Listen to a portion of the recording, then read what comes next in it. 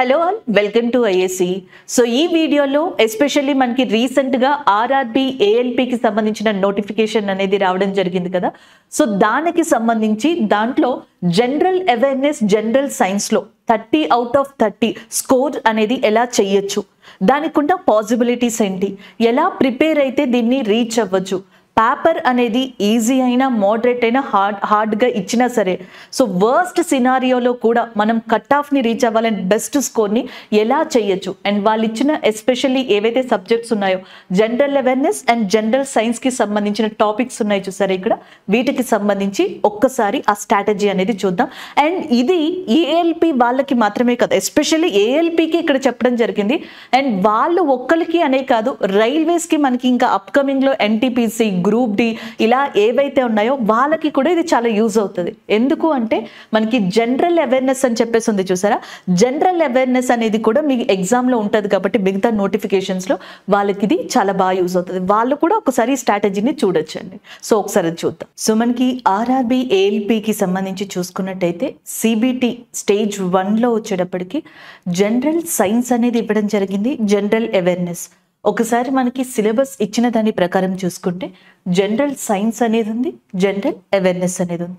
General సైన్స్లో వాళ్ళు ఏమని మెన్షన్ చేశారు, physics, chemistry, biology 10th standard level అన్నట్టుగా వాళ్ళు అక్కడ మెన్షన్ చేయడం జరిగింది, బేసిక్ లెవెల్ అన్నట్టు.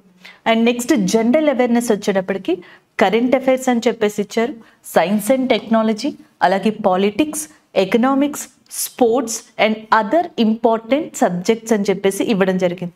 సో ఇది టోటల్గా మనకి 10 క్వశ్చన్స్ దాకా వెయిటేజ్ అనేది ఉంది. సో ఇది 20 క్వశ్చన్స్ దాకా వెయిటేజ్ అనేది ఉంది. అంటే 30 క్వశ్చన్స్ కేవలం మనకి ఈ జనరల్ సైన్స్ జనరల్ అవేర్నెస్ నుంచి రావడం జరుగుతుంది. సో ఎప్పుడైనా సరే ఇందులో మనకి ఒక మంచి బెస్ట్ స్కోర్ని తెచ్చుకోవాలి అనుకున్నట్టయితే ఫస్ట్ సిలబస్ అనేది క్లారిటీగా తెలుసుకోవాలి. నెక్స్ట్ మనకి పాస్ట్ ఎగ్జామ్స్లో జరిగిన క్వశ్చన్స్ ఏవైతే ఉన్నాయో వాటిని బట్టి అసలు ఇంపార్టెన్స్ దేనికి ఇచ్చారు అనేది ఒకసారి తెలుసుకోవాలి. సో దానివల్ల ఏమవుతుందంటే మనం సిలబస్ని కంప్లీట్ చేస్తున్న టైంలో ఆ టాపిక్స్ని కూడా ఒకసారి స్ట్రెస్ చేసి గుర్తు పెట్టుకోవడానికి అది మనకి బాగా యూజ్ అవుతుంది. అండ్ నెక్స్ట్ వన్ వచ్చేటప్పటికి మనకి ఒక స్పెసిఫిక్ లిస్ట్ అనేది ఉండాలి. దానివల్ల మీకు ఏ టాపిక్ కంప్లీట్ అయింది, ఏ టాపిక్ కంప్లీట్ అవ్వలేదు, ఏ టాపిక్ మీద గ్రిప్ ఉంది, ఏ టాపిక్ మీద గ్రిప్ లేదు. సో ఇది కూడా మనకి ఒక అంచనా వేసుకోవడానికి, ఎస్టిమేషన్ వేసుకోవడానికి బాగుంటుంది. And it is not only ALP ప్రకారం సిలబస్ ఇచ్చిన దాని ప్రకారం ఇక్కడ రాసాం, కానీ మనకి ఎన్టీపీసీ కానీ గ్రూప్ డి కానీ ఇలా ఎగ్జామ్స్కి ఎవరైతే ప్రిపేర్ అవుతున్నారో, రైల్వే ఎగ్జామ్స్కి ప్రిపేర్ అవుతున్న వాళ్ళకి సేమ్ సిలబస్ ఆల్మోస్ట్ ఇలానే ఉంటుంది. కాబట్టి ఈ జనరల్ అవేర్నెస్ విషయంలో చూసుకున్నట్టయితే సో ఇది మిగతా ఎగ్జామ్స్కి, చాలా ఎగ్జామ్స్కి కూడా ఈ స్ట్రాటజీ అనేది యూస్ అవుతుంది అనమాట. సో ఎస్పెషల్లీ మనం ఏఎల్పి గురించి మాట్లాడుతున్నాం, రైల్వేస్ గురించి మాట్లాడుతున్నాం కాబట్టి ఒకసారి ఇవి చూద్దాం. జనరల్ సైన్స్ కేటగిరీలో వచ్చేటప్పటికి chemistry, physics and biology. So కెమిస్ట్రీకి వచ్చేటప్పటికి రసాయనిక శాస్త్రం, మీరు మీ సిలబస్ని కంప్లీట్ చేసుకోండి. కాకపోతే ప్రీవియస్ ఇయర్స్లో రైల్వేస్కి సంబంధించి అది ఏఎల్పి కావచ్చు, ఎస్పెషల్లీ ఏఎల్పిని స్ట్రెస్ చేస్తూ నేను ఇక్కడ మెన్షన్ చేశాను. అదే కాకుండా ఇతర రైల్వే ఎగ్జామ్స్లో కూడా మనకి అడిగిన టాపిక్స్ మెయిన్లీ ఇక్కడి నుంచి వచ్చాయి. ఒకటి వచ్చేటప్పటికి మ్యాటర్ అండ్ ఇట్స్ ప్రాపర్టీ అని చెప్పేసి ఉంటుంది, పదార్థం మరియు దాని యొక్క విశిష్ట లక్షణాలు ఏవైతే ఉన్నాయి. మనకి సాలిడ్ అనేది ఉంటుంది, లిక్విడ్ ఉంటుంది, గ్యాషియస్ స్టేట్ అనేది ఉంటుంది. సో అవి కాకుండా ఇంకా డిఫరెంట్ కైండ్ ఆఫ్ మనకి ఏదైనా మ్యాటర్ ఆఫ్ స్టేట్స్ అనేవి ఉన్నాయా. జనరల్గా మనకి గ్యాస్ స్మెల్ వస్తూ ఉంటుంది లీక్ అయితే, దాన్ని మనకి ఇథైల్ మెర్కెప్టాన్ అని చెప్పేసి అంటారంట. సో రైల్వేస్లో ఒకసారి ఇది ప్రీవియస్ క్వశ్చన్ కూడా ఉంది. ఈ గ్యాస్ స్మెల్ ఏదైతే మనకి వస్తూ ఉంటుందో జనరల్గా మనం గ్యాస్ స్మెల్ అని చెప్పేసి అంటూ ఉంటాం, బట్ దాన్ని నార్మల్గా టెక్నికల్ లాంగ్వేజ్లో ఇథైల్ మెర్కెప్టాన్ అని చెప్పేసి పిలుస్తారంట. మనకి సిలిండర్ లీక్ అయినప్పుడు వచ్చే ఆ స్మెల్ ఏదైతే ఉందో, సో ఇలాంటివి ఏదైతే ఉంటాయో ఈ క్వశ్చన్స్ ఉంటాయి చూసారా, ఇవే అనమాట. మనకి ఎమల్షన్ అంటే ఏంటి, కొలిజన్కి సంబంధించి కొలైడల్ సొల్యూషన్ అంటే ఏంటి, examples, matter and it property నుంచి మీరు ప్రీవియస్ ఇయర్స్ క్వశ్చన్స్ జాగ్రత్తగా చూసుకోండి. సో ఈ చాప్టర్ నుంచి మనకి ఎక్కువగా ఎగ్జాంపుల్స్ వచ్చాయి. మీరు సిలబస్ కంప్లీట్ చేసుకున్నప్పుడు ఫస్ట్ ఈ చాప్టర్ అంతా చదివిన తర్వాత మోర్ స్ట్రెస్ఫుల్గా మనం గుర్తుపెట్టుకోవాల్సినవి ఏంటి అంటే ఎగ్జాంపుల్స్ అనమాట. సో బటర్ అనేది దేనికి ఎగ్జాంపుల్, ఇంక్ అనేది దేనికి ఎగ్జాంపుల్, అలాగే నెక్స్ట్ మనకి జెల్లీ ఉంటుంది చూసారా, అది దేనికి ఎగ్జాంపుల్, అది సాలిడ్ స్టేట్ స్టేట్ అవుతుందా, ఘన పదార్థం అవుతుందా, ద్రవ పదార్థం అవుతుందా, ఇలాంటివి చూసుకోవాల్సి ఉంటుంది. ఎగ్జాంపుల్స్ అనేవి ఇక్కడ important. Next atoms and molecules, పరమాణువుకి సంబంధించినవి. పరమాణువు, అణువులు అంటే ఏంటి, దాని యొక్క స్ట్రక్చర్ అంటే ఏంటి, ఆటమ్ని ఎవరు ఇంట్రడ్యూస్ చేశారు, సో ప్రోటాన్కి, న్యూట్రాన్కి, ఎలక్ట్రాన్కి సంబంధించిన ఇన్ఫర్మేషన్ ఏంటి, అటామిక్ స్ట్రక్చర్కి సంబంధించినవి, రూదర్ఫర్డ్కి సంబంధించిన ప్రిన్సిపల్స్, ఇలాగా ఎక్కడి నుంచైనా అంటే మనకి డిఫరెంట్ షిఫ్ట్స్లో ఈ ఆటమ్స్ అండ్ మాలిక్యూల్స్కి సంబంధించి డిఫరెంట్గా మనకి ఈ క్వశ్చన్స్ అనేవి ఉన్నాయి. ఫస్ట్ మీరు మెయిన్గా చేయాల్సింది ఏంటంటే డెఫినేషన్స్. ఆటమ్స్ అండ్ మాలిక్యూల్స్ దాంట్లో మనకి డెఫినేషన్స్ చదవడం చాలా ఇంపార్టెంట్. సో ఏది ఏంటి అనేది తెలుసుకోవాలి. దాని తర్వాత దీంట్లో ఎలక్ట్రానిక్ కాన్ఫిగరేషన్ అని చెప్పేసి ఉంటుంది, మీకు ఆల్రెడీ తెలుసుకోవడం. ఇది ఎలక్ట్రానిక్ విన్యాసం అని చెప్పేసి అంటాం, ఎలక్ట్రానిక్ కాన్ఫిగరేషన్. బేసిక్గానండి ఆర్ఆర్బి క్వశ్చన్ పేపర్స్ని ప్రీవియస్ ఇయర్లో తీసుకుంటే మన వైజ్లో అంటే మన వైపు చూసుకుంటే ఈజీ ఉంటుంది, మోడరేట్ ఉంటుంది, డిఫికల్ట్ ఉంటుంది. ఈజీ మోడరేట్లో ఏమవుతుంది అంటే ఆటమ్స్ అండ్ మాలిక్యూల్స్కి సంబంధించి ఈ డెఫినేషన్స్, ఎగ్జాంపుల్స్ ఇలాంటి ఓరియంటెడ్ వస్తాయి. అదే కనుక జనరల్గా మనకి కొంచెం డిఫికల్టీ లెవెల్లో చూసుకున్నాం అనుకోండి, డిఫికల్టీ లెవెల్లో ఎలక్ట్రానిక్ కాన్ఫిగరేషన్, ఎలక్ట్రానిక్ విన్యాసానికి సంబంధించి ఎగ్జాంపుల్స్ అడగడం, డైరెక్ట్గా ఒక క్వశ్చన్ ఇచ్చి సాల్వ్ చేయమండం, ఇవి చాలా రేర్ అండ్ డిఫికల్ట్ కండిషన్లో ఫేస్ చేయడం జరుగుతుంది స్టూడెంట్స్ అనమాట. And the next one chemical reactions. ఒక్కసారి చదివితే ఈజీగా గుర్తుంటాయి అనమాట. అండ్ ఈ చాప్టర్ని మీరు ఎంజాయ్ చేస్తే చదవచ్చు, ఎందుకంటే లైవ్లీ ఎగ్జాంపుల్స్, ప్రాక్టికల్ ఎగ్జాంపుల్స్ ఇవన్నీ కూడా మనకి జనరల్గా కనిపిస్తూ ఉంటాయి. ఒక్కసారి చదివితే గుర్తుండిపోయే టాపిక్ రసాయనిక చర్యలు. మనకి ఎక్సో కెమికల్ రియాక్షన్ అంటాం, ఎండో కెమికల్ రియాక్షన్ అంటాం. ఇనుము తుప్పు పట్టడం అనేది రసాయనిక చర్య కదా, అది తుప్పు పట్టకుండా ఉండడానికి గ్యాల్వనైజేషన్ ప్రాసెస్ అనేది యూస్ చేస్తాం. లేస్ ప్యాకెట్ ఉంటుంది చూసారా, లేకపోతే మనకి ఫుడ్ ప్యాకెట్, సో దాంట్లో స్టోరేజ్, లోపల ఎయిర్ స్టోరేజ్, ఎలాంటి గ్యాస్ని యూస్ చేస్తారు, సో మనకి పికెల్స్ ఏవైతే ఉంటాయో అవి స్మెల్ రావడం కావచ్చు, ఇలాంటి దాన్ని ఏమని చెప్పేసి అంటారు. సో ఎక్సో కెమికల్ రియాక్షన్స్లో, ఎండో కెమికల్ రియాక్షన్స్లో ఎగ్జాంపుల్స్ ఏంటి. ఎక్కువగా ఐరన్ కంటెంట్ మీద ప్రీవియస్గా క్వశ్చన్స్ అడిగారు, బట్ రేర్ కండిషన్స్లో నేను చెప్పానే ఫుడ్ ప్యాకెట్స్లో మనకి స్టోరేజ్ కోసం ఏ గ్యాస్ని యూజ్ చేస్తారు, ఇలాంటి క్వశ్చన్స్. అంటే కెమికల్ రియాక్షన్స్కి సంబంధించి మీరు ఎలా చదువుకోవాలి, ఫస్ట్ అసలు ఈ చాప్టర్ని అర్థం చేసుకుని టైప్స్ ఆఫ్ కెమికల్ రియాక్షన్స్ చదువుకుని ఎగ్జాంపుల్స్ మీకు వీలైనంతగా గుర్తుపట్టాలన్నమాట. ఏది ఎక్సో కెమికల్ రియాక్షన్, ఏది ఎండో కెమికల్ రియాక్షన్, ఇలాంటివి మీరు గుర్తుపెట్టగలిగి ఉండాలన్నమాట ఆప్షన్స్ ఇస్తే. అలా చూసుకోండి. దీన్ని ఆక్సిడేషన్ అంటే ఏంటి, రిడక్షన్ అంటే ఏంటి, ఆక్సీకరణ చర్య అంటే ఏంటి, ఇలాంటివన్నీ చూసుకోండి. Next one acids and bases, more important chapter for every exam. Competitive ఎగ్జామ్లో కెమిస్ట్రీ చాప్టర్ ఉంది అంటే యాసిడ్స్ అండ్ బేసెస్ నుంచి క్వశ్చన్ అనేది మనం జనరల్గా ఫస్ట్ ప్రయారిటీలో ఎక్స్పెక్ట్ చెయ్యొచ్చు. అలా ప్రీవియస్ క్వశ్చన్స్లో కూడా మనం ఎక్స్పీరియన్స్ చేసామన్నమాట. ఈ యాసిడ్స్ అండ్ బేసెస్లోకి వచ్చేటప్పటికి వీటిని కూడా ఏంటి మోస్ట్లీ నేమ్స్ అడుగుతారండి. సో వీటిని వీక్ యాసిడ్స్ అంటారు, వేటిని ఆర్గానిక్ యాసిడ్స్ అంటారు.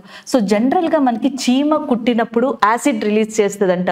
సో అలాంటి యాసిడ్ని ఏమని చెప్పేసి పిలుస్తారు, టార్టారిక్ యాసిడ్ అంటే ఏంటి, లాక్టిక్ యాసిడ్ అంటే ఏంటి, మినరల్ యాసిడ్ అంటే ఏంటి, సో ఇలాంటివి. యాంటాసిడ్ అంటే ఏంటి, స్ట్రాంగ్గా ఉండే యాసిడ్ ఏది, హైడ్రోక్లోరిక్ యాసిడ్కి స్ట్రాంగ్ యాసిడ్డా, వీక్ యాసిడ్డా, ఆర్గానిక్ యాసిడ్డా, మినరల్ యాసిడ్డా, సో ఇలాంటి ఎగ్జాంపుల్స్. యాసిడ్స్ అండ్ బేసెస్లో మీకు మ్యాక్సిమం నేమ్స్ అనేవి మెయిన్ ప్రయారిటీ. మళ్ళీ రేర్ కండిషన్స్లో ఏమవుతుందంటే రియాక్షన్స్కి సంబంధించినవి అడుగుతూ ఉంటారనమాట. సో మనకి కొన్ని రియాక్షన్ ఎగ్జాంపుల్స్ ఇచ్చి ఈ యాసిడ్స్ అండ్ బేసెస్ నుంచి అడగడం, లేదా పీహెచ్ వాల్యూ అంటాం చూసారా, ఈ పీహెచ్ వాల్యూకి సంబంధించిన ఎగ్జాంపుల్స్ని అడగడం చేస్తూ ఉంటారు. అలాగే నెక్స్ట్ పీరియాడిక్ టేబుల్, ఇది కూడా చాలా ఇంపార్టెంట్ అండి. సో లాస్ట్ రైల్వే ఎగ్జామ్స్లో చూసుకుంటే మోస్ట్ ప్రాబబ్లీ చాలా షిఫ్ట్స్లో పీరియాడిక్ టేబుల్కి సంబంధించిన చాప్టర్ అనేది కెమిస్ట్రీ నుంచి డామినేటెడ్ చేసిందని చెప్పొచ్చు. ఈవెన్ ఏఎల్పి లాంటి వాటిలో చూసుకున్నా మీరు ఇది చూడొచ్చు అనమాట. పీరియాడిక్ టేబుల్లో ఏంటి, దీని యొక్క హిస్టారికల్ బ్యాక్గ్రౌండ్ ఏదైతే ఉంటుందో అది తెలుసుకోండి. తెలుసుకున్న తర్వాత అసలు మనకి మూలకాల వర్గీకరణ ఎలా జరిగింది అనేది చూసుకోండి. Mendeleev's periodic table, modern periodic table అంటే ఏంటి, సో ఇవన్నీ ఒకసారి తెలుసుకున్న తర్వాత దీంట్లో ఉన్న ఎలిమెంట్స్, మూలకాల యొక్క స్వభావం, లక్షణాలు ఇవన్నీ తెలుసుకోండి. ఇక్కడే మీకు మెటల్స్ అంటే ఏంటి, నాన్ మెటల్స్ అంటే ఏంటి, ప్రాపర్టీస్ ఏంటి వాటికి సంబంధించినవి, అలాగే హైయెస్ట్ రియాక్టెడ్ ఎలిమెంట్ ఏది, నోబెల్ ఎలిమెంట్స్ అంటే ఏంటి, ఇనర్ట్ గ్యాస్ ఎలిమెంట్స్ అంటే ఏంటి, సో ఏ ఎలిమెంట్స్ ఇమీడియట్ గా మనకి చేతిలో పెట్టుకోగానే మనకి మెల్ట్ అయిపోవడం జరుగుతుంది అండ్ హెవీ రియాక్షన్ అనేవి ఉంటాయి. ఇలాంటి క్వశ్చన్స్ ఏవైతే ఉంటాయో అవి చూసుకుంటూ ఉండండి. ఫస్ట్ పీరియాడిక్ టేబుల్లో మీకు ప్రాపర్టీస్ అడుగుతారండి. సో మనకి లెఫ్ట్ నుంచి రైట్కి వెళ్ళే కొలది ఏమవుతుంది, పై నుంచి కిందకి మనకి మూలకాలు అరేంజ్ అయినప్పుడు ఏమవుతుంది, ప్రాపర్టీస్ అనేవి పీరియాడిక్ టేబుల్లో మెయిన్ ప్రయారిటీగా ఉన్నాయి చాలా వరకు ప్రీవియస్ అనాలిసిస్ చూస్తే. దాని తర్వాత నెక్స్ట్ ఎలిమెంట్స్, వాటి యొక్క లక్షణాలు, స్వభావాలు, ఎలిమెంట్స్ క్యారెక్టరిస్టిక్స్ అనేవి చాలా important. And the next one uses ఏవైతే ఉన్నాయో అవి ఇంపార్టెంట్ గా చెప్పొచ్చు. And the last one environment అనమాట. సో ఎన్వైర్మెంట్ నుంచి కూడా క్వశ్చన్స్ అడిగే ఛాన్సెస్ ఉన్నాయి. ఎలాంటివి అడుగుతారు, యాసిడ్ రైన్స్, ఆమ్ల వర్షాలు అంటాం కదా, ఈ ఆమ్ల వర్షాలు అనే దానికి ఏ గ్యాసెస్ రీజన్, ఏ కెమికల్స్ రీజన్ అని చెప్పేసి అడుగుతారు. జపాన్లో ఒకప్పుడు మినీమాటా అనే ఒక డిసీజ్ వచ్చింది, అది మెర్క్యూరీ వల్ల వచ్చిందా లేకపోతే దేని వల్ల వచ్చింది, భూపాల్ గ్యాస్ ట్రాజడీలో మెయిన్గా ఉన్న కెమికల్ ఏంటి, సో ఇలాంటి క్వశ్చన్స్ ఉంటాయి చూసారా. ఇవి మనకి నెక్స్ట్ వచ్చేటప్పటికి నీళ్ళల్లో బయలాజికల్ ఆక్సిజన్ డిమాండ్ అని చెప్పేసి ఒకటి ఉంటుంది, కెమికల్ ఆక్సిజన్ డిమాండ్ అని చెప్పేసి ఉంటుంది. వీటికి సంబంధించిన క్వశ్చన్స్ అనేవి ఈ ఎన్వైర్మెంట్ పరంగా అడుగుతారు. మోస్ట్లీ కెమిస్ట్రీలో ఈ చాప్టర్స్ని మెయిన్గా మీరు గ్రిప్ తెచ్చుకోగలిగితే రైల్వేస్కి సంబంధించి ఈవెన్ గ్రూప్ డి ఎన్టీపీసీలో కూడా అక్కడక్కడ సో మనకి కొన్ని క్వశ్చన్స్ టచ్ అవుతూ ఉంటాయి జనరల్గా కూడా, సో వాటిలో యూజ్ అవుతుంది. బట్ ఏఎల్పిలో ఎస్పెషల్లీ మనకి కెమిస్ట్రీ విభాగంలో అయితే మాత్రం ఈ చాప్టర్స్ చాలా ఇంపార్టెంట్ అండి ప్రీవియస్ అనాలిసిస్ ప్రకారం. ఈవెన్ ప్రీవియస్ అనాలిసిస్ ని పక్కన పెట్టిన సిలబస్ లో వాళ్ళు 10th స్టాండర్డ్ అని చెప్పేసి ఇచ్చారు కాబట్టి మనకి 9th 10th ఈ సిలబస్ చాప్టర్స్ లో చూసుకున్నట్టయితే మీకు మెయిన్ ఓరియంటెడ్ టాపిక్స్ కూడా ఇలానే కనిపిస్తూ ఉంటాయి అన్నమాట. మీరు చదువుకున్నప్పుడు బర్డెన్ గా అనిపించింది అనుకోండి, యాసిడ్స్ అండ్ బేసెస్ ని, కెమికల్ రియాక్షన్స్ ని ఫస్ట్ బాగా చదువుకోండి. దాని తర్వాత పీరియాడిక్ టేబుల్ కి ఒక ఇంపార్టెన్స్ ఇవ్వండి. ఇంకా ఫైనల్ గా మీరు ఒకసారి ఆటమ్స్ అండ్ మాలిక్యూల్స్ చదువుకోండి. కెమిస్ట్రీ అనేది మీకు బాగా యూజ్ అవుతుంది అనమాట. అలాగే సేమ్ కెమిస్ట్రీ చదివినట్టే నెక్స్ట్ ఫిజిక్స్. ఫిజిక్స్లోకి వచ్చేటప్పటికి ఇక్కడ చూడండి, ఫిజిక్స్లో మనకి మెయిన్ చాప్టర్స్ యూనిట్స్ అనమాట, ప్రమాణాలు అని చెప్పేసి ఉన్నాయి. సో మనకి లైట్కి యూనిట్స్ ఏంటి, స్పీడ్కి యూనిట్స్ ఏంటి, వెలాసిటీ వేగానికి సంబంధించి యూనిట్స్ ఏంటి, సో ఇలాంటి క్వశ్చన్స్ ఉంటాయి కదా, దానికి సంబంధించి ఒకసారి యూనిట్స్ అనేవి చూసుకోవాలి, ప్రమాణాలు. నెక్స్ట్ వన్ గ్రావిటేషన్, గురుత్వాకర్షణ శక్తికి సంబంధించి క్వశ్చన్స్ అడగడం జరుగుతూ ఉంటుంది. న్యూటన్స్ లా ఆఫ్ గ్రావిటేషన్ గురించి క్వశ్చన్స్ అడగడం జరుగుతూ ఉంటుంది. యాక్సలరేషన్ డ్యూ టు గ్రావిటీకి సంబంధించిన క్వశ్చన్స్ని అడగడం జరుగుతూ ఉంటుంది. సో గ్రావిటేషన్ అనేది చాలా ఇంపార్టెంట్ అండి. ఈక్వేటర్, మనకి భూమిని తీసుకుంటే భూమధ్య రేఖ దగ్గర నుంచి ధృవాల వైపుగా, ఈక్వేటర్ నుంచి పోల్స్ వైపుకి వెళ్ళినప్పుడు గ్రావిటేషన్ అనేది ఎలా ఉంటుంది, ఇంక్రీజ్ అవుతుందా తగ్గుతుందా, ఇలాంటి క్వశ్చన్స్ చాలా మనకి చూడొచ్చు అనమాట. అండ్ నెక్స్ట్ వన్ లాస్, సిద్ధాంతాలు, మోషన్కి సంబంధించి, కదలికలకి సంబంధించి, ఈవెన్ కైనమెటిక్స్, డైనమిక్స్కి సంబంధించి కొన్ని ఎగ్జాంపుల్స్ని ఇక్కడ మనకి అడగడం జరుగుతుంది. న్యూటన్ సెకండ్ లాకి ఎగ్జాంపుల్ అడగచ్చు, న్యూటన్ ఫస్ట్ లాకి ఎగ్జాంపుల్ అడగచ్చు, లేకపోతే లా ఆఫ్ గ్రావిటేషన్కి సంబంధించిన వాల్యూని అడగచ్చు. ఇలాంటి క్వశ్చన్స్ అన్ని మనం ఇక్కడ చూడొచ్చు అనమాట. Next one work energy power. So work energy పవర్లోకి వచ్చేటప్పటికి ఎక్కువగా వీటి మీద యూనిట్స్ని స్ట్రెస్ చేస్తారు. యూనిట్స్ని అడుగుతున్నారు, వర్క్కి యూనిట్ ఏంటి, ఎనర్జీకి యూనిట్ ఏంటి, పవర్కి యూనిట్స్ ఏంటి, లేకపోతే వీటికి సంబంధించిన ఫార్ములాస్ ఏంటి, వర్క్ డన్ అంటే ఏంటి, సో ఇలాంటి క్వశ్చన్స్ని అడగడం జరుగుతుంది. అండ్ ద నెక్స్ట్ వన్, మనం కెమిస్ట్రీలో ఎలా అయితే acids and bases, periodic table, మూలకాల వర్గీకరణ, ఆమ్లాలు మరియు క్షారాలని చెప్పుకున్నామో, అలాగే ఫిజిక్స్లోకి వచ్చేటప్పటికి చాలా ఇంపార్టెంట్ చాప్టర్గా మనం దేని చెప్తాము అంటే సౌండ్, లైట్, ఎలక్ట్రిసిటీ, మూడు ఇంపార్టెంట్ అండి. కాంతి అండ్ యాజ్ వెల్ ఎస్ ధ్వని అండ్ విద్యుత్ శక్తి అనేవి చాలా ఇంపార్టెంట్ ఫిజిక్స్ ఓరియంటెడ్లో. ఈ సౌండ్ విభాగానికి వచ్చేటప్పటికి మీకు ఈజీగా వస్తుంది. ఒక ఆస్పిరెంట్ మనకి కరెక్ట్గా దీన్ని కనుక యూటిలైజ్ చేసుకుంటే, సౌండ్ చాప్టర్ని యూటిలైజ్ చేసుకుంటే, పర్ఫెక్ట్గా కూర్చుని చదివితే, బేసిక్స్, ఎగ్జాంపుల్స్ ఒక్కసారి మీరు ప్రాక్టీస్ చేయగలిగితే ఈ చాప్టర్ నుంచి క్వశ్చన్స్ మ్యాక్సిమం తప్పిపోవు. సో లాస్ట్ టైం కూడా అడిగిన క్వశ్చన్స్ ఏంటి, మనకి ఫ్రీక్వెన్సీ అని చెప్పేసి అంటాం కదా, పౌన పుణ్యం అని చెప్పేసి పిలవడం జరుగుతుంది. సో దీన్ని హెడ్జెస్లో మనకి మెజర్ చేస్తారా, డెసిబెల్స్లో మెజర్ చేస్తారా, ఇంటెన్సిటీ, తీవ్రతని డెసిబెల్స్లో మెజర్ చేస్తారా, ఇలాంటి క్వశ్చన్స్ని అడగడం జరిగింది. గాలిలో ధ్వని వేగం ఎక్కువ ఉంటుందా, లేకపోతే మనకి నెక్స్ట్ ఏమంటారు ఘన పదార్థాల్లో ధ్వని వేగం ఎక్కువ ఉంటుందా, సో ఇలాంటి క్వశ్చన్స్ని అడిగిన జాబితాలు కూడా ఉన్నాయి. డాప్లర్ ఎఫెక్ట్ అంటే ఏంటి, డాప్లర్ ఎఫెక్ట్కి ఎగ్జాంపుల్స్ అంటే ఏంటి, మీరు అసలు కాంతికి సంబంధించి సౌండ్ వేవ్స్ అంటే ఏంటి, దీంట్లో ఉన్న ఇంటెన్సిటీ, ఫ్రీక్వెన్సీ ఇలాంటి టెర్మినాలజీని చదువుకొని ఈ వాల్యూస్ ఏవైతే ఉంటాయో వాటిని చదువుకోగలిగితే మ్యాక్సిమం మీకు ఈ చాప్టర్ బాగా యూటిలైజ్ అవుతుంది అనమాట. యూజర్స్ చదవాలి, ఎందుకంటే వీటికి సంబంధించిన డివైసెస్ని మనకి సబ్మెరైన్లో యూజ్ చేస్తూ ఉంటారు, డాప్లర్ ఎఫెక్ట్లో యూజ్ చేస్తూ ఉంటారు, ఇంకా డిఫరెంట్ అల్ట్రాసోనిక్కి సంబంధించిన దాంట్లో కూడా యూజ్ చేస్తూ ఉంటారు. కాబట్టి ఒకసారి ఇది చూసుకోవాలి. నెక్స్ట్ వన్ లైట్ అనమాట. లైట్ నుంచి మనకి చాలా వరకు ఎగ్జామ్స్లో వచ్చే క్వశ్చన్స్ ఎలా ఉంటాయి, పుటాకార దర్పణం, కుంభాకార దర్పణం, కాన్కేవ్ లెన్స్ అంటే ఏంటి, కాన్వెక్స్ లెన్స్ అంటే ఏంటి, అలాగే నెక్స్ట్ వచ్చేటప్పటికి మనకి లైట్కి సంబంధించి ఏవైతే ప్రాపర్టీస్ ఉంటాయో రిఫ్లెక్షన్, రిఫ్రాక్షన్, సో ఇలాంటివి, ప్రిజం అంటే ఏంటి, ఇలాంటి క్వశ్చన్స్ అన్నీ కూడా మీరు ఇక్కడ చూడొచ్చు లైట్కి సంబంధించి. ఎక్కువగా లైట్ దాంట్లో అయితే మనకి అడిగే క్వశ్చన్స్ అన్నీ కూడా ఎలా ఉంటాయంటే రిఫ్లెక్షన్, రిఫ్రాక్షన్, పుటాకార దర్పణం అంటే ఏంటి, కుంభాకార దర్పణం అంటే ఏంటి, ఫోకస్ పాయింట్ అంటే ఏంటి, సో ఇలాంటి కాన్కేవ్ లెన్స్ని ఎక్కడ యూజ్ చేస్తారు, వెహికల్ మిర్రర్స్లో కాన్కేవ్ని యూజ్ చేస్తారా, కాన్వెక్స్ని యూజ్ చేస్తారా, సో ఇలాంటి క్వశ్చన్స్ అన్ని ఇక్కడ అడగడం జరుగుతుంది. ఇకపోతే ఎలక్ట్రిసిటీ, విద్యుత్ శక్తి, యూనిట్స్ దగ్గర నుంచి ఈచ్ అండ్ ఎవ్రీథింగ్. ఎలక్ట్రిసిటీ అనే దానికి మన ఏవైతే 10th వరకు బేసిక్ లెవెల్లో డెఫినేషన్స్ ఉన్నాయో డెఫినేషన్స్, సబ్ టాపిక్స్ మీరు ఖచ్చితంగా చదవాలి. ఎలక్ట్రిసిటీ అనేది ఏఎల్పి ఎగ్జామ్కి, ఈవెన్ రైల్వే ఎగ్జామ్కి సంబంధించి డిఫరెంట్ కేటగిరీస్లో చాలా ఇంపార్టెంట్ చాప్టర్గా ఎలక్ట్రిసిటీని చెప్పొచ్చు. దానితో పాటు మ్యాగ్నెటిక్ ప్రాపర్టీస్, అయస్కాంతం అని చెప్పేసి అంటాం కదా, దాని యొక్క ప్రాపర్టీస్ కూడా అవసరం. ఇది రెగ్యులర్గా కనుక క్వశ్చన్ పేపర్ ఉంటే ఇలా ఉంటుంది. చాలా రేర్ కండిషన్స్లో ఒక్కొక్కసారి ఏమవుతుందంటే ఫిజిక్స్ నుంచి కొంతమంది ప్రీవియస్లో ఆస్పిరెంట్స్ ప్రాబ్లమ్స్ని ఫేస్ చేశారు. ఏది, మన ఎలక్ట్రిసిటీకి సంబంధించి ఇన్ని ఓల్డ్స్ అని చెప్పేసి ఇచ్చి దాని తర్వాత అవుట్పుట్ అనేది అడగడం జరిగింది. అయస్కాంత శక్తి, మ్యాగ్నెటిక్కి సంబంధించి కొన్ని ప్రాబ్లమ్స్ని ఇచ్చారంట. అలాగే ఇక్కడ మనకి గ్రావిటేషన్ ఉంది చూసారా, గ్రావిటేషన్లో దానికి సంబంధించి ఈ ఫార్ములాకి సంబంధించి కొన్ని వాల్యూస్ని ఇచ్చి కండిషన్స్ని చెప్పి అడిగారంట.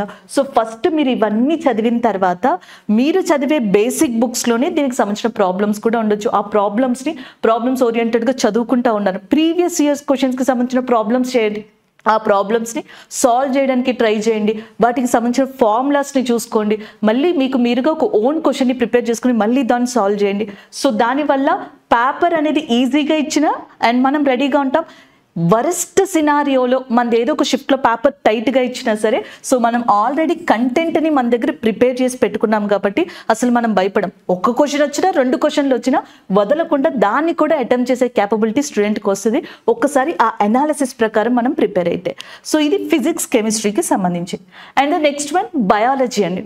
బయాలజీకి వచ్చేటప్పటికి మనకి చాలా చాప్టర్స్ ఉన్నాయి. లైక్ మనకి కింగ్డమ్, 5 కింగ్డమ్ క్లాసిఫికేషన్కి సంబంధించి, కణాలకి సంబంధించి, సెల్ బయాలజీకి సంబంధించి, డైజెస్టివ్ సిస్టమ్, మన డైజెస్టివ్ సిస్టమ్కి సంబంధించిన పార్ట్స్ ఉంటాయి కదా, ఆ పార్ట్స్లో ఒక్కొక్క దాని ఫంక్షనింగ్ ఉంటుంది కదా, ఆ ఫంక్షనింగ్ అంతా మొత్తం ఇచ్చేసిన తర్వాత అది ఏ పార్ట్కి సంబంధించింది, ఇలాంటి క్వశ్చన్స్ అన్ని కూడా డైజెస్టివ్ సిస్టమ్ నుంచి రావడం. హ్యూమన్ రీప్రొడక్టివ్ సిస్టమ్కి సంబంధించిన నేమ్స్ని అడగడం, బ్లడ్ సర్క్యులేషన్ సిస్టమ్ ఏదైతే ఉంటుందో దాని గురించి అడగడం, నర్వస్ సిస్టమ్ ఏదైతే ఉంటుందో దానికి సంబంధించి క్వశ్చన్స్ అడగడం, ఇలాంటివన్నీ జరిగాయి. కానీ బయాలజీలో మీరు ప్రీవియస్ ఇయర్స్ క్వశ్చన్స్ కానీ రైల్వేస్లో నార్మల్గా ఎప్పుడైనా మాక్ టెస్ట్లు రాసినప్పుడు ఫ్రీక్వెంట్గా కనిపించే చాప్టర్స్ ఎక్కడి నుంచి ఉంటాయంటే, ఒకటి విటమిన్స్. ఖచ్చితంగా ఒక 10 పేపర్స్ మనకి ఎగ్జామ్ జరిగిందంటే అందులో 6 to 7 పేపర్స్లో బయాలజీలో విటమిన్స్ నుంచి క్వశ్చన్స్ ఉంటాయి. విటమిన్ ఏకి సంబంధించిన ఇంకొక నేమ్ ఏంటి, విటమిన్ B12 అని దేన్ని అంటారు, సైనాకోబాలమిన్, దీనికి సంబంధించింది ఏది, నియాసిన్కి సంబంధించింది ఏది, పెలాగ్రా వ్యాధి ఎందుకు వస్తుంది, స్కర్వీ అనేది ఎందుకు వస్తుంది, విటమిన్ సికి సంబంధించింది ఏంటి, ఇలాంటి క్వశ్చన్స్ అన్ని కూడా ఇక్కడి నుంచి అడగడం జరుగుతుంది. ఇకపోతే ఐకి సంబంధించి క్వశ్చన్స్ రెగ్యులర్గా పడుతూ ఉంటాయి. ఐకి సంబంధించిన పార్ట్స్ ఉంటాయి కదా, మీరు దీనికి స్పెసిఫిక్గా నోట్స్ చేసి పెట్టుకున్నారనుకోండి మీకు చాలా బాగా యూస్ అవుతుంది. ఎందుకంటే ఈ ఐకి సంబంధించిన పార్ట్స్ని అడగడం, లేకపోతే రే చీకటి అంటాం కదా, సో అది ఎందుకు వస్తుందని అడగడం, ఏ విటమిన్ డిఫిషియన్సీ వల్ల ఐ అనేది ఎఫెక్ట్ అవుతుందని అడగడం, సో ఇట్లాంటివన్నీ క్వశ్చన్స్ మనకి దీని నుంచి ఎక్కువగా చూసామన్నమాట. నెక్స్ట్ డిసీజెస్, హ్యూమన్ డిసీజెస్, వ్యాధులు, వైరస్ వల్ల రావడం కావచ్చు, బ్యాక్టీరియాల వల్ల వచ్చే వ్యాధులు వ్యాధులు కావచ్చు, మలేరియా అనేది దేని వల్ల వస్తుంది, చికెన్ గున్యా అనేది దేని వల్ల వస్తుంది, ఇలాంటివి ఏవైతే ఉన్నాయో కల్రా వ్యాధి అనేది దేని వల్ల వస్తుంది. సో ఈ మ్యాచ్ ఆఫ్ ద ఫాలోయింగ్ కూడా కొన్నిసార్లు అడిగిన సందర్భాలు రేర్ కేసెస్లో, బట్ డైరెక్ట్ క్వశ్చన్స్ అయితే ఉంటాయండి. సో ఈ వైరస్కి సంబంధించేది, ఈ బ్యాక్టీరియాకి సంబంధించేది, ఇలాంటి డిసీజెస్ని ఇక్కడ చూడొచ్చు. And terminology, DNA, RNA, so ఇంకా మనకి మిగతావి ఏవైతే ఉన్నాయో బయాలజీలో ఎక్కువగా టెర్మినాలజీ ప్రకారం కూడా క్వశ్చన్స్ని అడిగిన ఎక్కువ ఉన్నాయి. అండ్ నేను చూసిన వాటిలో ఏంటంటే డిఎన్ఏకి సంబంధించి ఎక్కువగా ఫ్రీక్వెంట్గా చూసామన్నమాట ప్రీవియస్ షిఫ్ట్స్లో. నాట్ ఓన్లీ ఏఎల్పి, ఆర్ఆర్బి మొత్తంలో నేను చెప్తున్నాను. టెర్మినాలజీ విషయంలో అయితే మాత్రం బయాలజీ నుంచి క్వశ్చన్స్ అనేవి చూడడం జరిగింది. అలాగే జెనెటిక్స్ అండ్ హెరిడేటరీ, వంశపారంపర్యంగా వచ్చే కొన్ని ఇబ్బందులు కావచ్చు, లేకపోతే దానికి సంబంధించిన సైంటిఫిక్ ఓరియంటెడ్ కాన్సెప్ట్స్ కావచ్చు, అలాంటివి అడుగుతూ ఉంటారు. పొల్యూషన్ ఆల్రెడీ మనం కెమిస్ట్రీలో కవర్ చేసాం కదా, సో ఇక్కడ కూడా పొల్యూషన్ రిలేటెడ్గా ఏమన్నా వస్తాయా, డిసీజెస్ కానీ ప్రాబ్లమ్స్ కానీ, సో ఇట్లాంటివన్నీ అడిగే ఛాన్సెస్ ఉన్నాయి. సో బయాలజీలో ఈ చాప్టర్స్ అన్ని మీరు ఒకదాని తర్వాత ఒకటి చదువుకుంటా రావాలి. బట్ ముఖ్యంగా అయితే మాత్రం మీకు ఖాళీ ఉన్నప్పుడల్లా విటమిన్స్ గురించి, ఐ గురించి, నెక్స్ట్ డిసీజెస్, హ్యూమన్ డిసీజెస్ గురించి ఒక్కొక్క పార్ట్ ఉంటుంది చూసారా డైజెస్టివ్ సిస్టంలో, ఆ పార్ట్ నేమ్స్ని మీ ఇష్టం ఏ షార్ట్ కట్ మీకు గుర్తుంటుంది అంటే ఆ పదంతో గుర్తు పెట్టుకోవడానికి కానీ, ఎందుకంటే నేమ్స్ని అడుగుతూ ఉంటారు కాబట్టి ఇలా చూసుకోవాలి. సో ఇలా గనక మనం ఒక్కసారి ఒక చార్ట్ వేసుకొని ఒక క్లియర్ కట్ తోటి మనకి చాప్టర్స్ ఉన్నాయి, ఈ చాప్టర్స్ని ఈ టైంలోపు అవగొట్టుకోవాలి. సో ఇంతవరకు రివిజన్ చేయాలి. రివిజన్ ఎన్నిసార్లు చేయగలిగితే కుదిరితే అన్నిసార్లు చేయండి. ఎందుకంటే యాక్యురసీ అనేది చాలా ఇంపార్టెంట్. ఇక్కడ యాక్యురసీ, టైమింగ్ అనేది మనకి ఇంపార్టెంట్ కాబట్టి ఇచ్చిన 20 క్వశ్చన్స్, ఒక 20 క్వశ్చన్స్ అనుకుందాం రఫ్గా, ఫిజిక్స్, కెమిస్ట్రీ, బయాలజీ, మన టార్గెట్ 20 క్వశ్చన్స్ పెట్టుకుని ప్రిపేర్ అయితే ది బెస్ట్గా ఎగ్జామ్లో మనం పర్ఫామ్ చేయగలం. అంతే కనుక మనమే తగ్గించేసుకున్నాం అనుకోండి 15, 10 అలా అని మన ప్రొడక్టివిటీ తగ్గిపోతుంది. 20 అంటే 20 అని పెట్టుకోండి. ఈ టాపిక్స్ని ఎక్కువగా ప్రిపేర్ అవుతూ ఉండండి. సో ఫోకస్ చేసుకుని రివైజ్ చేయగలిగితే గనక జనరల్ సైన్స్ అనేది మనకి బాగా యూస్ అవుతుంది.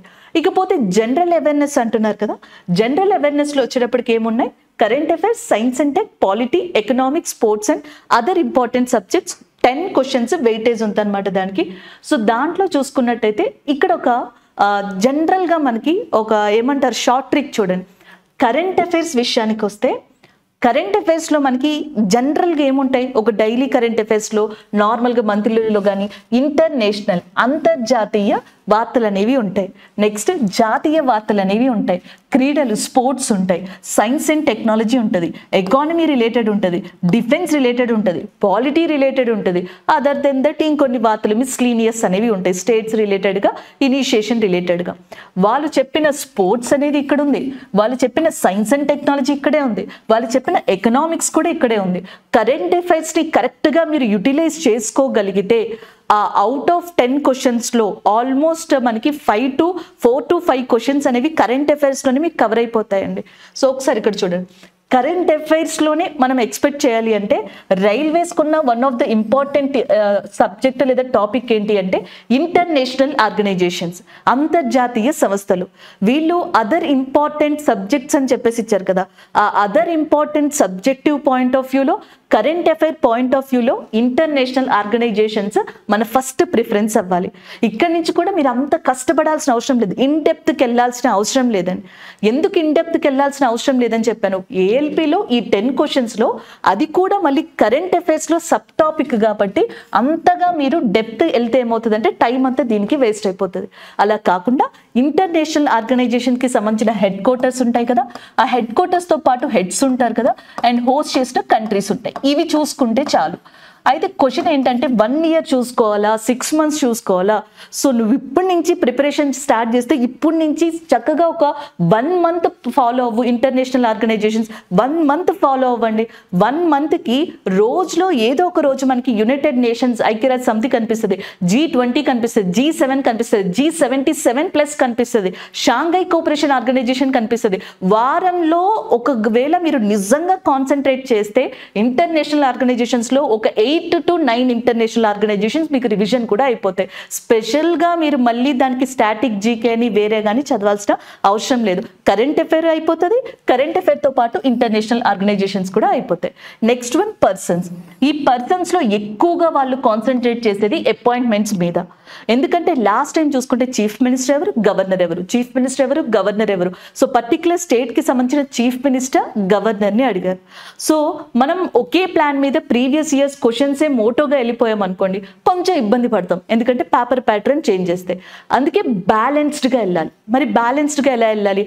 అపాయింట్మెంట్స్లో ఏం చేస్తామంటే చీఫ్ మినిస్టర్ గవర్నర్తో పాటుగా మనకి నీతి ఆయోగ్కి ఎవరున్నారు, వరల్డ్ ఆర్గనైజేషన్స్కి ఏమన్నా అపాయింట్మెంట్స్ జరిగాయా, ఇండియాలో చీఫ్ ఎలక్షన్ కమిషనర్ ఎవరున్నారు, మనకి చీఫ్ జస్టిస్ ఆఫ్ ఇండియా కొత్తగా ఎవరైనా అపాయింట్ అయ్యారా, సేమ్ పర్సన్ ఉంటారు. ఇంపార్టెంట్ పర్సన్స్, చీఫ్ మినిస్టర్స్ గవర్నర్స్తో పాటు ఇంపార్టెంట్ పర్సన్స్ని చూసుకుంటాం. అలాగే హెడ్స్ని అడుగుతూ ఉంటారండి. ఇస్రోకి సంబంధించిన చైర్మన్ ఎవరు, సెబీ చైర్మన్ ఎవరు, డిఆర్డిఓ చైర్మన్ ఎవరు. సో ఒబిచరీస్, ఎంఎస్ స్వామినాథన్ గారు చనిపోవడం జరిగింది. ఎంఎస్ స్వామినాథన్ గారికి సంబంధించిన క్వశ్చన్స్ అడగచ్చు. లేకపోతే ఇంపార్టెంట్ పర్సన్స్ ఎవరైతే ఉన్నారో ఆ పర్సన్స్ చనిపోతే వాళ్ళకి సంబంధించిన క్వశ్చన్స్ అడిగే ఛాన్సెస్ ఉన్నాయి. Next one book and author. Book and author నుంచి చాలా రేర్గా క్వశ్చన్స్ పడతాయి, బట్ ఒక్కసారి కనుక మీరు ప్రిపేర్ అయితే సరిపోతుంది. డేట్స్ చాలా ఇంపార్టెంట్ అండి. ఇంపార్టెంట్ డేస్ లేదా డేట్స్, ఆర్మీ డే ఎప్పుడు, నేవీ డే అనేది ఎప్పుడు, ఎన్వైర్మెంట్ డే అనేది ఎప్పుడు, లేకపోతే ఇండియన్ రైల్వే అనేది ఎప్పుడు స్టార్ట్ అయింది, రైల్వేస్కి సంబంధించి వందే భారత్, ఇలా కూడా అడగచ్చు కదా. మనం డేట్స్ ప్రిపేర్ అయినప్పుడు ఎలా డేట్స్ ప్రిపేర్ అవుతాం జనరల్గా? సో డేట్స్ ప్రిపేర్ అయినప్పుడు ఏం చేస్తామంటే మనం జనరల్గా జాన్ 1 ఏంటి, జాన్ 9 ఏంటి, అక్టోబర్ 31 ఏంటి, అక్టోబర్ 26 ఏంటి, ఇలా ప్రిపేర్ అవుతాం. సో ఇది ఒక రకంగా మంచిదే. కానీ ఈ డేట్స్ కరెంట్ అఫైర్స్లోకి వచ్చేటప్పటికి ఏమవుతుందంటే మనకి ఇంపార్టెంట్గా చూసుకుంటే అండ్ కొన్ని ఇనిషియేషన్స్ ఉంటాయి. ఇలా ఎందుకు అడగకూడదు? వందే భారత్ ట్రైన్ అనేది మనకి రైల్వేస్కి సంబంధించిందే కదా, కొంచెం డిఫరెంట్గా ఇలా కూడా ఆలోచించాలి. వందే భారత్ గురించి చదువుతున్నారనుకోండి, అసలు ఇది ఎప్పుడు స్టార్ట్ అయింది అనేది ఒకసారి చూడండి. భారత్ గౌరవ్ గురించి చదువుతున్నారనుకోండి, అది ఎప్పుడు స్టార్ట్ అయింది అనేది ఒకసారి చూడండి. రైల్వేస్కి సంబంధించిన ఇనిషియేషన్స్ ఇయర్స్ ఉంటాయి కదా, ఆ ఇయర్స్ లేదా డేట్స్ని ఒక్కసారి చూసి పెట్టుకోవడంలో తప్పు లేదు. కొంచెం క్వశ్చన్స్ని గనక టఫ్గా ఇవ్వాలి అంటే ఆ ప్యాటర్న్లో కూడా మనం ఆలోచించి తీరాలి. నార్మల్గా అనుకుంటే డేట్స్ అండ్ థీమ్స్ చూసుకుంటే సరిపోతుంది. ఇవి మీరు కరెంట్ అఫైర్స్కి మినిమంలో మినిమం ప్రిపేర్ అవ్వాల్సిన మెయిన్ టాపిక్స్ అండి. మీరు అడగచ్చు, madam dates, books and authors, persons, international organisations ఇచ్చారు, కరెంట్ అఫైర్స్ అంటే చాలా టాపిక్స్ ఉంటాయి కదా. ఇవి మీరు కూర్చొని పర్ఫెక్ట్గా ఈ కేటగిరీస్ ప్రిపేర్ అయితే గనక మిగిలిన కేటగిరీస్లోని చాలా వరకు పోర్షన్ని కంప్లీట్ చేసిన వాళ్ళు అవుతారు. ఎకానమీలో వరల్డ్ బ్యాంక్కి సంబంధించిన క్వశ్చన్స్ ఉన్నాయనుకోండి, వరల్డ్ బ్యాంక్ ఎక్కడుంది మీకు ఇంటర్నేషనల్ ఆర్గనైజేషన్ దగ్గర కవర్ అవుతుంది. పాలిటీకి సంబంధించి ఎలక్షన్ కమిషన్ గురించి చదువుతున్నారనుకోండి, ఆ అపాయింట్మెంట్, ఆ హెడ్స్, ఇవన్నీ కూడా మీకు ఇక్కడ కంప్లీట్ అయిపోతాయి. సో ఇలాగా చాలా వరకు సబ్జెక్ట్స్ అనేవి ఈ టాపిక్స్లో కవర్ అయిపోతాయి. అలాగే నెక్స్ట్ కరెంట్ అఫైర్స్ తర్వాత నేను చెప్పినట్టుగా నెక్స్ట్ వచ్చేటప్పటికి science and technology. Science and టెక్నాలజీలోకి వచ్చేటప్పటికి కూడా చూసుకోండి ఒకసారి ఏమేమి చదవాలి అనేది. సో సైన్స్ అండ్ టెక్నాలజీలో ఇస్రోకి సంబంధించినవి మనకి చంద్రయాన్ 3 అనేది సక్సెస్ఫుల్గా లాంచ్ చేసాం.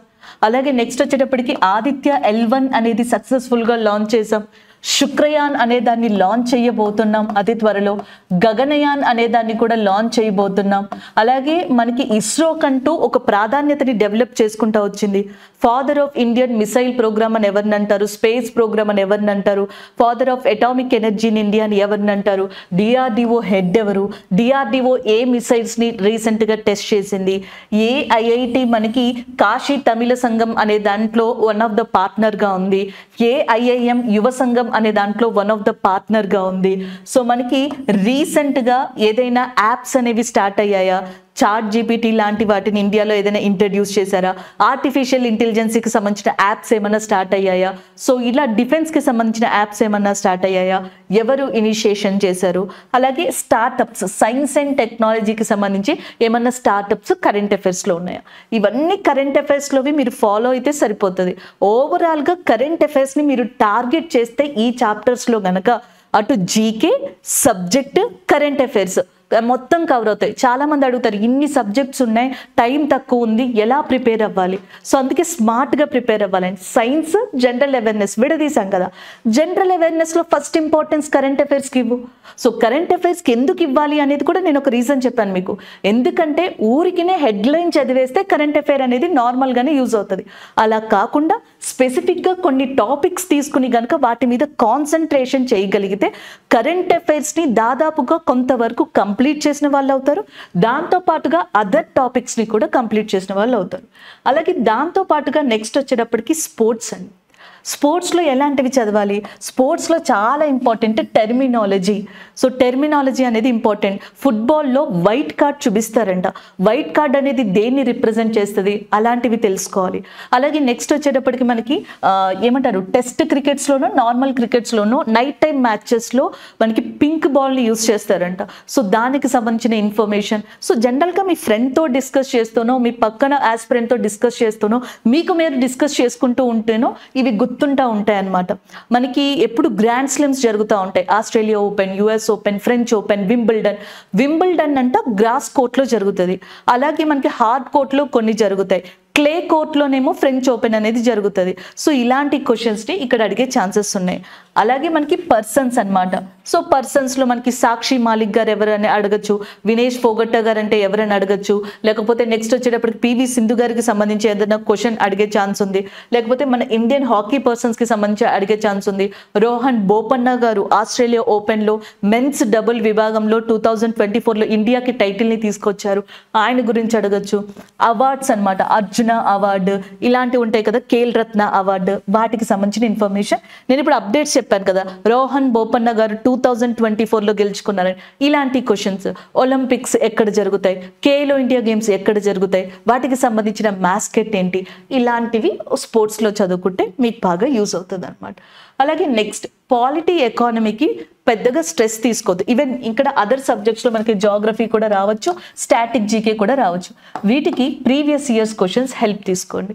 సో దానివల్ల ఏమవుతుందంటే టైం ప్రొడక్టివిటీ అని పెరుగుతుంది. ఇవి చదువుకోవాలి ఖచ్చితంగా, సిలబస్ కంప్లీట్ చేయాల్సిందే, కానీ ఇంపార్టెన్స్ ఇచ్చే విషయంలో కొంచెం స్మార్ట్గా డే అంతా మీరు సిలబస్ని కంప్లీట్ చేసి కూర్చున్న తర్వాత ఈవినింగ్ టైంలో మీకు ఒక స్పెసిఫిక్ టైం ఉంటుంది కదా, సో అప్పుడు ఏం చదవాలి అన్నప్పుడు ఇట్లా పాలిటీ, ఎకానమీ, జాగ్రఫీ, జీకేకి ప్రీవియస్ ఇయర్స్ క్వశ్చన్స్ హెల్ప్ తీసుకోండి.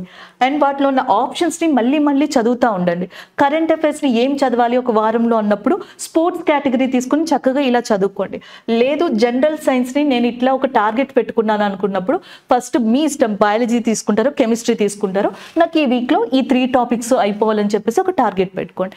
ఇలా గనక మీ సిలబస్తో పాటుగా మీ ఓన్ ప్రిపరేషన్, సిలబస్ని కంప్లీట్ చేసుకుంటూ డేలో ఎంతో కొంత టైం మీ ప్రిపరేషన్కి, ఓన్ ప్రిపరేషన్కి కూడా కేటాయించాలి. సో దానివల్ల ఏమవుతుందంటే ఇంకా లాస్ట్ 1 మంత్ టైంలో మోర్ నెంబర్ ఆఫ్ రివిజన్స్ ఇవ్వచ్చు అనమాట. మీకంటూ ఒక ప్రిపరేషన్ స్ట్రాటజీ ఉంది కదా, మీకంటూ మీరు ప్రిపేర్ చేసుకున్న నోట్స్, కంటెంట్స్ ఉన్నాయి కదా, వీటినే అగైన్ అండ్ అగైన్ రివైజ్ చేసి మాక్ టెస్ట్లను లేకపోతే ప్రాక్టీస్ టెస్ట్లను రాయండి. సో అలా రాయడం వల్ల మీకు మోస్ట్లీ చాలా వరకు బెనిఫిట్ అనేది ఉంటుందండి. సో ఇది ఏఎల్పి స్టూడెంట్స్ మనకి స్టేజ్ 1లో జనరల్ సైన్స్కి కానీ జనరల్ అవేర్నెస్కి కానీ ప్రిపేర్ అవ్వాల్సిన స్ట్రాటజీ. సో వీళ్ళే కాదు, రైల్వేస్కి సంబంధించి ఎన్టీపీసీ వస్తుంది, గ్రూప్ డి వస్తుంది, వీళ్ళకి సంబంధించి కూడా మీరు కూడా ఇట్లానే ప్రిపేర్ అవ్వచ్చు. మీకు ఆల్మోస్ట్ ఇలా సిమిలర్ టాపిక్స్ ఉంటాయి కాబట్టి ఇప్పటి నుంచి మీ ప్రిపరేషన్ స్టార్ట్ చేసుకున్నారనుకోండి, సో మీకు నోటిఫికేషన్ వచ్చే టైంకి మీరు రివిజన్లో పడిపోతారు. సో దానివల్ల మీకు ప్రాబ్లం అనేది ఉండదు, కాన్ఫిడెంట్గా ఎగ్జామ్ని రాయడానికి, పీస్ఫుల్గా ఎగ్జామ్ని రాయడానికి బాగుంటుంది. All the best.